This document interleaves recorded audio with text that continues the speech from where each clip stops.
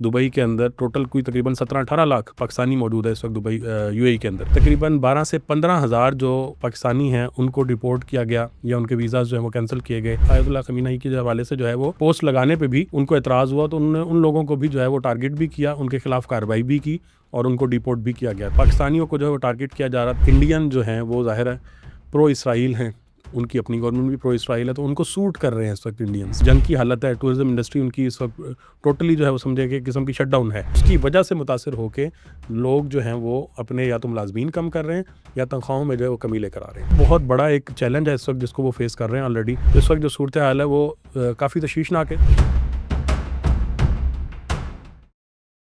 बिस्मिल्लाहिर्रहमानिर्रहीम, अस्सलामुअलैकुम। आप देख रहे हैं अनफोल्ड पाकिस्तान और मैं हूं रुखशान मीर।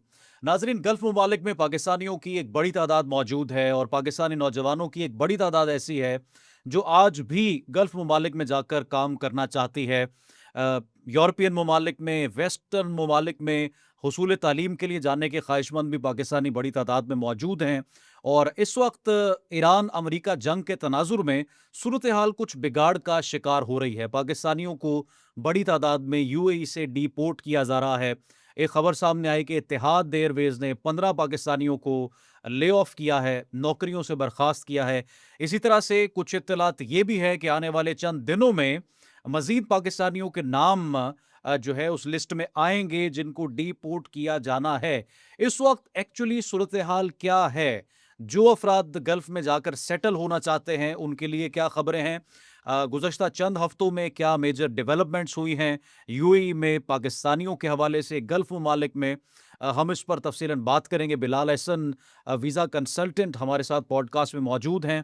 बहुत शुक्रिया बिलाल आपके वक्त का। ईरान अमेरिका जंग जारी है, अभी बड़ा अनसर्टन है कुछ भी कहना। मुस्तकिल जंगबंदी होती है, नहीं होती, दोबारा से लड़ाई शुरू होती है, क्योंकि तमाम गल्फ ममालिक में अमेरिकी फ़ौजी अड्डे तो मौजूद हैं और इतना आसान नहीं है कि मामला सेटल डाउन हो। हालिया चंद हफ्तों में आपने क्या देखा? पाकिस्तानियों को डिपोर्ट किया गया है, कितनी तादाद है और क्या पाकिस्तानियों के लिए गल्फ में जाना पहले की तरह आसान है या मुश्किल हो चुका है? जी, बहुत शुक्रिया। एक तो पहले आपने मुझे अपने प्रोग्राम में मदऊ किया उसके हवाले से। जहाँ तक ये ताल्लुक़ है खलीजी ममालिक के हवाले से कि यहाँ पर जो है वो इतने अरसे से जो चीज़ें चल रही थी बहुत स्मूथ, वो एकदम यकीनन जंग के बाद जो है वो मुतासिर हुई हैं। उसमें आपने जिस तरह ज़िक्र किया है कि बिल्कुल रिपोर्ट किया जा रहा है। अच्छा, ये अगर हम दुबई को पहले देख लें कि इसका केस स्टडी के तौर पे कि इसमें क्या मसले मसाइल चल रहे थे, पहले क्या थे और अब क्या इसकी मौजूदा सूरत हाल है। तो दुबई के हवाले से तो पाकिस्तानियों को जो वीज़ाज़ इशुएंस का जो मामला था, वो हमें गुज़श्ता तकरीबन साल डेढ़ साल से फ़ेस करना पड़ रहा था। उसकी वजह ये थी बुनियादी तौर पे, आपको याद होगा अच्छी तरीके से, कि वो दुबई ने बाकायदा ये कह के, इसी तरह सऊदी अरब ने भी कह के जो है वो पाकिस्तानियों के वीज़े जो है वो बंद किए थे कि पाकिस्तानी जो यहाँ से जाते हैं, वो वहाँ जाकर जो है वो किसी कहीं माँगने के हवाले से, किसी और चीज़ के हवाले से, और गैर कानूनी कुछ चीज़ें थी, जो ज़ाहिर है इल्लीगल स्टे है और वो बाकी सारी चीज़ें थी, उसके अंदर मुलविस हैं, जिस बुनियाद पर जो है वो पाकिस्तानियों को जो है वो टारगेट किया जा रहा था। और उनका जो वीज़ा सक्सेस रेशो थी, जिसे हमारी ज़ुबान में कहा जाता है कि अगर 10 बंदे अप्लाई करते हैं तो उनमें से कितने बंदों को वीज़ा ग्रांट किया जा रहा है, तो वो एक ड्रास्टिकली जो है वो काफ़ी कम थी। यानी कि 10 में से 8 बच्चों के जो है, हमारे जो 8 जो पाकिस्तानी थे, उनके वीज़ाज़ जो हैं वो रिजेक्ट किए जा रहे थे, 1 या 2 को वीज़ा मिलता था। तो ये रेशो थी जो गुज़श्ता तकरीबन डेढ़ 2 सालों से हमें फ़ेस करनी पड़ रही थी, स्पेसिफ़िकली इन यूएई, दुबई के अंदर।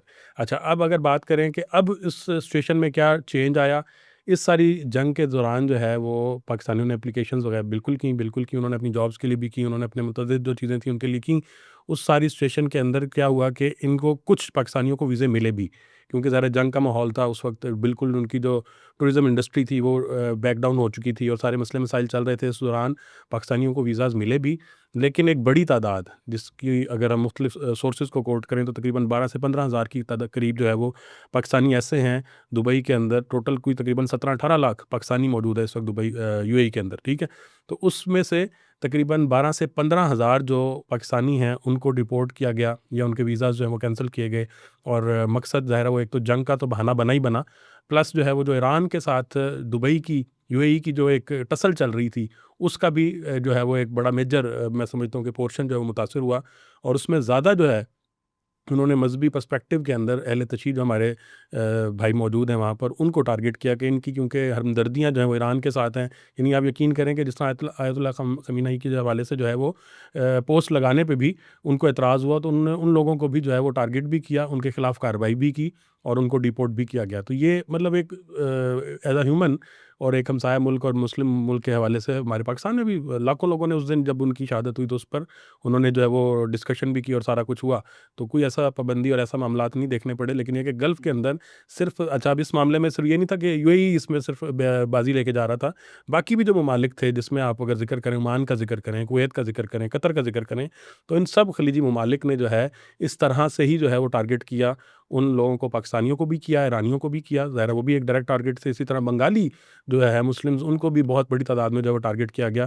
तो इस वक्त जो सूरत हाल है वो काफ़ी तशवीशनाक है इस पर्सपेक्टिव में कि जो है खलीजी ममालिक के अंदर अगर आप बात करें तो वहाँ पर उस तरह से पाकिस्तानियों को इस पर्सपेक्टिव के जो ख़ास तौर पे लोग हैं जो ईरान को ज़्यादा सपोर्ट दे रहे हैं, ठीक है, जो प्रो जो है वो ईरान हैं और एंटी जो है वो इसराइल हैं, तो वो उनको जो है वो टारगेट किया जा रहा है, ठीक है, क्योंकि ज़ाहिर है यूएई के तो डायरेक्ट जो उनके लिंकेजेस हैं इसराइल के साथ सारी दुनिया के सामने हैं, उनके बिजनेसेस हैं, उनके मल्टीपल जो है वो प्लेटफॉर्म्स जो हैं वो बिज़नेस के वो मुश्तरका तौर पर मौजूद हैं।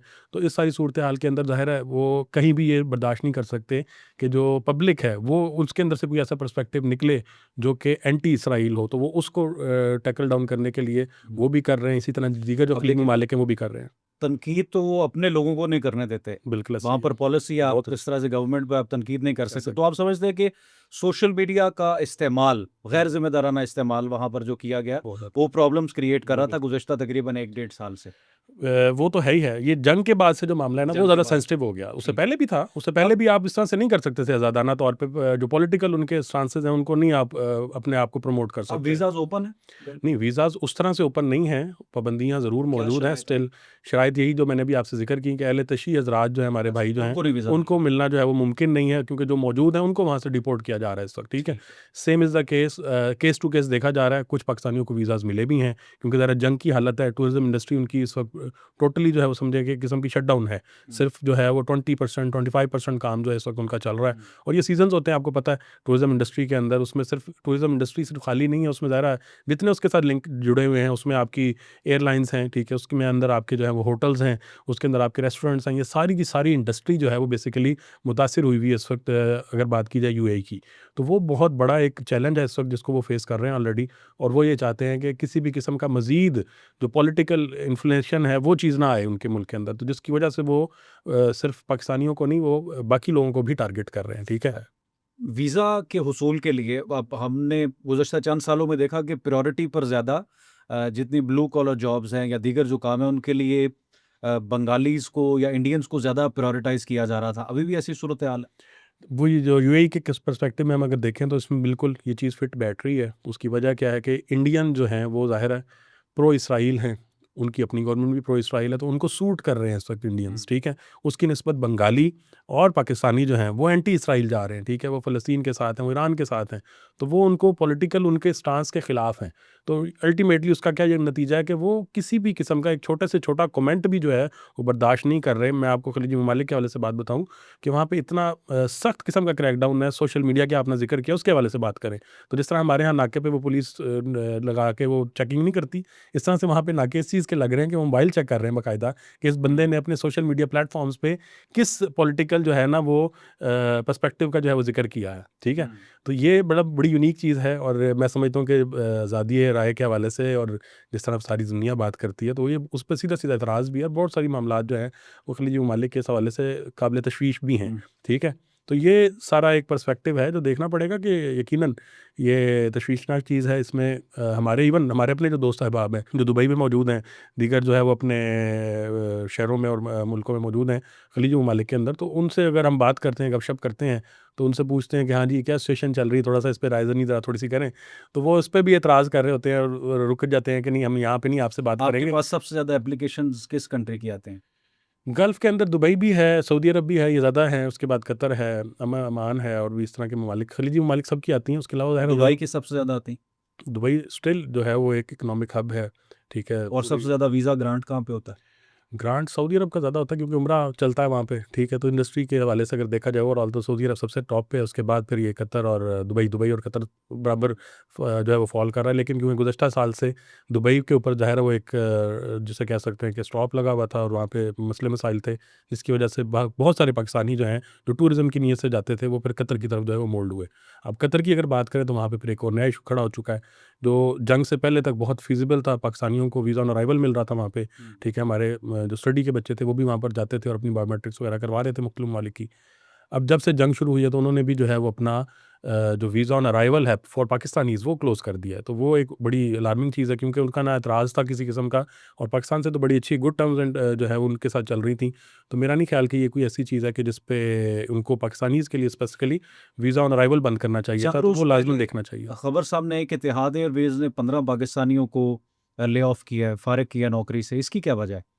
ये जो नौकरियों से फ़ारिग करने की वजह आप पूछना चाह रहे हैं, उसमें मैं आपको बताऊँ कि बेसिकली इंडस्ट्री पूरी जो टूरिज़्म की है, वो मुतासिर हुई हुई है, ठीक है? इसमें सिर्फ़ आप एयरलाइन और स्पेसिफ़िकली इत्तेहाद को बेशक ना भी सामने रखें, तो उनकी बाकी भी जो गल्फ़ एयरलाइंस हैं, उन सबको अगर आप उठा के देखें, तो वहाँ पर इस वक़्त बड़ी सीवियर सिचुएशन बन चुकी है।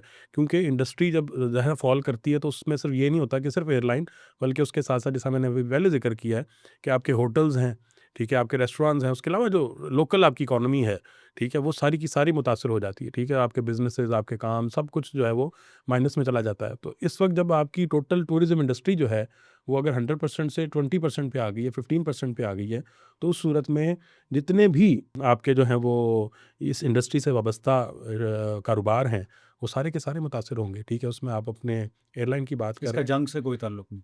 जंग की वजह से ही ये सारा टूरिज़्म इनडायरेक्टली हाँ। मतलब कि सेक्टेरियन या ना, इसमें कौमियत का यानी कि इसमें सेक्टेरियन वाला तो कोई भी नहीं है, ना हाँ, कौमियत का कोई इसमें मामला है। बस जैसे मैंने बता दिया कि हाँ, जहाँ यूएई को फ़ेवरेबल है कि वो इंडियन को रखे बनिस्बत इसके कि वो बंगाली और पाकिस्तानी को रखे, हाँ, ठीक है? क्योंकि वो उसकी पॉलिसीज़ के ऐन मुताबिक है, ठीक। ठीक है?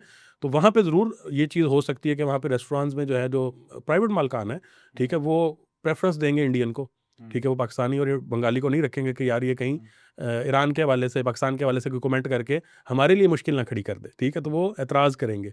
तो वो कोशिश करेंगे कि इंडियन को नौकरी में फ़ौक़ियत दें बनिस्बत इसके कि पाकिस्तानी और बंगाली हो, ठीक है? हुँ, तो वहाँ पे ये सिनेरियो है। लेकिन कतर की बात की जाए या बाकी जितने भी खलीजी ममालिक हैं जहाँ पर एज़ सच कोई इतना मसला नहीं है, पाकिस्तानियों के स्पेसिफ़िकली देखा जाए, तो वहाँ पर जो है इंडस्ट्री जब पूरी मुतासिर हुई हुई है कि वहाँ पे आपका टूरिज़्म जो है वो, जैसा मैंने अभी दुबई के आपके सामने जो है वो फैक्ट्स एंड फिगर्स रखे हैं कि 80% जो है वो डाउन हुँ, फॉल आ चुका है। तो वहाँ पे जब आपका कारोबारी जो है वो पहले अगर ₹100 हो रहा था तो उसकी बजाय सिर्फ़ ₹20 हो रहा है।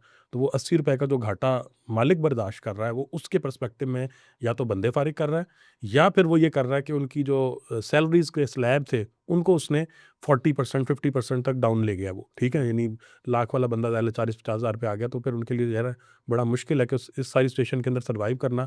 और अल्टीमेटली उनके जानिब से बार-बार इज़हार भी किया जा रहा है कि हम मज़ीद 2-3 माह मज़ीद बर्दाश्त कर सकते हैं। अल्टीमेटली क्या होगा कि वो फिर अपने जितने बिज़नेसेस हैं उनको रोल बैक करेंगे वहाँ से, हुँ, ठीक है? वो किसी और मुल्क में जाके, वो ज़ाहिर है यूरोप के किसी मुल्क में हो सकता है और भी कहीं जाके वो जो है अपना कारोबार जो है वो आगे चला सकते हुँ, हैं। तो ये बड़ी बुनियादी वजह है कि ठीक। उसकी वजह से मुतासिर होके लोग जो हैं वो अपने या तो मुलाज़मीन कम कर रहे हैं या तनख्वाहों में जो है वो कमी लेकर आ रहे हैं। पाकिस्तानी नौजवानों की एक बड़ी तादाद बैरून मुल्क सेटल होना चाहती है। इसमें भी 2 कैटेगरीज़ हैं, एक जो कि यूरोपियन ममालिक में जाना चाहती है, अमेरिका और वेस्ट का ख़्वाब देखती है, और दूसरे वो हैं जो गल्फ़ में सेटल होना चाहते हैं, निस्बतन कम तालीम याफ़्ता या जिनके पास प्रोफ़ेशनल डिग्री नहीं है। लेकिन दोनों अतराफ़ देखने को ये मिला है कि फ्रॉड बड़ी तादाद में हो रहा है। मेरे साथ भी कुछ लोगों ने राब्ता किया कि हमने उस कंसल्टेंट को पेमेंट की थी, वो भाग गया, या हमारा वीज़ा नहीं लगा, या हम फिर कुछ ऐसे भी हैं जो कि पहुँचे अपने डेस्टिनेशन पे, लेकिन फिर उनको वापस आना पड़ा, जिस कंपनी के वीज़े पर गए थे वो फ्रॉड था। फ्रॉड की निशानदेही कैसे हो सकती है, और एक जो सादा पाकिस्तानी है, वो खुद इस प्रोसेस को कैसे समझ सकता है? जी, बड़ा अहम सवाल है और ये हमारी इंडस्ट्री से वाबस्ता है, ठीक है? जुड़ा हुआ है हमारे पास जितने भी लोग मौजूद होते हैं ऑन बोर्ड, तो उनकी एक तो प्रॉपर रजिस्ट्रेशंस वगैरह हों, इनको देखा जाए, ठीक है? उनके प्रॉपर ऑफिसेज़ हों। मैं बहुत छोटे-छोटे स्टेप्स बता रहा हूँ ताकि जो आम पाकिस्तानी आते हैं, हुँ, वो चाहते हैं कि हमें गाइड किया जाए, हमें बताया जाए कि किस तरह से हम इस चीज़ से बचें। तो मैं उस पर्सपेक्टिव में थोड़ा-सा बताना चाह रहा हूँ। तो एक तो इन बुनियादी चीज़ों को देखें, लाज़मन ये कि जो आपको चीज़ जो है वो जैसे कहते हैं ना कि वो अलार्म करती है, आपकी रेड लाइट कहीं भी ऑन होती है कि यार ये चीज़ मुझे ठीक नहीं लग रही, तो वहीं पे रुक जाएँ, ठीक है? हुँ, पहले तो रेफ़रल देखें कि अगर आपके जान पहचान के लोगों में से कोई है तो उसी को प्रेफरेंस दें पहले नंबर पे। दूसरे नंबर पे ये जो मुख्तलिफ चेक पॉइंट्स बताए हैं इनको देखा जाए।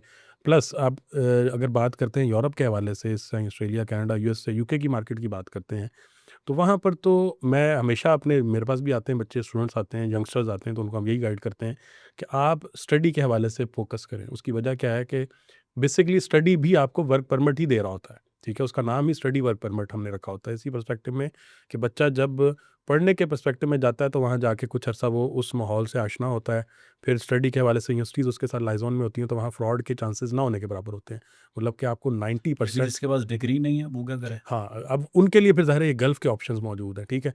गल्फ़ के ऑप्शंस में ज़ाहिर है वहाँ पे भी यही मामला है कि वो फिर आप परमिट के हवाले से देखना पड़ता है कि आया जो रजिस्टर आपके बिज़नेस पार्टनर्स हैं उनके साथ ले चला जाए कि गल्फ़ के अंदर भी जिनके अपने बिज़नेसेस मौजूद हों, ठीक है? उनकी पूरी स्ट्रीम पहले से मौजूद हो, पुराना ऑफ़िस मौजूद हो और सारी मतलब चेक एंड बैलेंस के साथ थोड़ा-सा इसको देखा जाए, इसको फ़ॉलो किया जाए, तो यकीनन आप फ्रॉड से बच सकते हैं। प्लस इसमें मज़ीद अगर बात की जाए, गल्फ़ के अंदर एक नॉर्मल जो पैकेज चल रहा होता है वो तकरीबन 5-7 लाख से स्टार्ट होता है, 10-12 लाख तक जाता है, इससे आगे नहीं जाता, ठीक है? आपको मुख्तलिफ परमिट्स वगैरह मिल जाते हैं इस रेट के अंदर ही, ठीक है? अब इससे ज़्यादा की अगर कोई डिमांड आपसे कर रहा है या इससे बहुत कई गुना ज़्यादा की डिमांड कर रहा है, तो आप वहाँ पे भी फ़ौरन देखें, चेक करें कि जी ये जो फ़िगर्स हैं ये रियलिस्टिक नहीं लग रहे, ठीक है?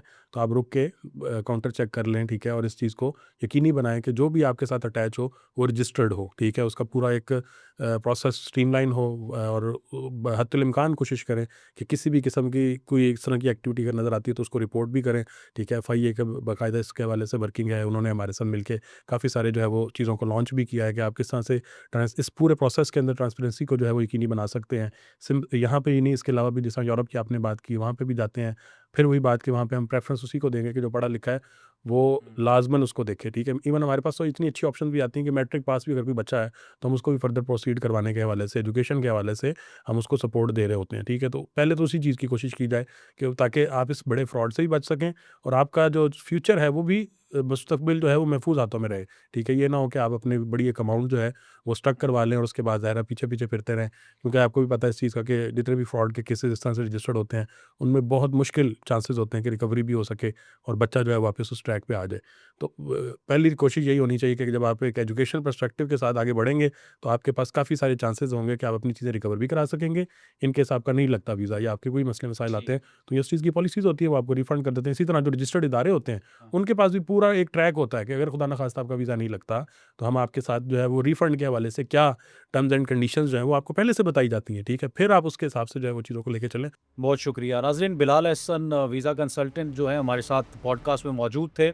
ये बड़ी एक तशवीशनाक इस वक्त सूरत हाल बन चुकी है। ईरान अमेरिका जंग के तनाजुर में पाकिस्तानियों को बड़ी तादाद में डिपोर्ट किया जा रहा है, वीज़ा ग्रांट नहीं हो रहा और जिस तरह से बिलाल अभी जिक्र कर रहे थे कि मखसूस सेक्ट से ताल्लुक़ रखने वाले अफराद को तो जो है वो प्रायोरिटी पर पाकिस्तान भेजा जा रहा है। ये इस वक्त तशवीशनाक सूरत हाल और कुछ भी कहना फ्यूचर के हवाले से वो क़बल अज़ वक्त हो सकता है। जंग क्या रुख इख्तियार करेगी और किस तरह से मामला सेटल होगा, क्योंकि तमाम खलीजी ममालिक में एक तो सोशल मीडिया के इस्तेमाल पर बड़े बड़े सख्त क़वानीन हैं उनके अपने लोगों के लिए भी, और दूसरा जो ताल्लुकात अमेरिका के साथ है वहाँ पर फ़ौजी अड्डे मौजूद हैं, जिस तरह से उनकी रियासतों का तर्ज़ हुकूमत है उस पर तनकीद करना या बात करने की वो इजाज़त कतई तौर पर नहीं देते अपने शहरियों को। आपकी जो कीमती राय कमेंट सेक्शन में लिखकर ज़रूर आगाह कर सकते हैं। रुखसान मीर को दें। अनफोल्ड पाकिस्तान से इजाज़त, दोबारा हाज़िर होंगे। अल्लाह हाफ़िज़।